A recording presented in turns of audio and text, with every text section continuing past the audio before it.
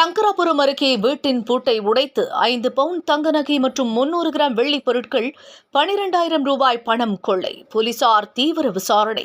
கள்ளக்குறிச்சி மாவட்டம் சங்கராபுரம் அருகே விரியூர் காட்டுகுட்டாய் பகுதியில் லுகாஸ் அந்தோனி ராஜ் என்பவர் தனது குடும்பத்துடன் வசித்து வருகிறார்.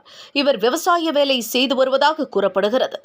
இவர் நேற்று குடும்பத்துடன் சின்னசேலம் அருகே உள்ள மேல் நாரியப்பனூர் புனித அந்தோனியர் ஆலய திருவிழாவுக்கு சென்று நேர்த்திக்கடன் செலுத்திவிட்டு மீண்டும் இன்று காலை வந்து பார்த்தபோது வீட்டின் முன்பக்க கதவு உடைத்திருப்பதை கண்டு அதிர்ச்சி அடைந்தார். உள்ளே சென்று பார்த்தபோது பீரோவில் இருந்த 5 பவுன் தங்க நகை மற்றும் 300 கிராம் வெள்ளி பொருட்கள் 12,000 ரூபாய் பணம் காணாமல் போனதை கண்டு அதிர்ச்சி அடைந்தார். உடனடியாக அருகில் உள்ள சங்கராபுரம் காவல் நிலையத்திற்கு தகவல் தெரிவித்தார்.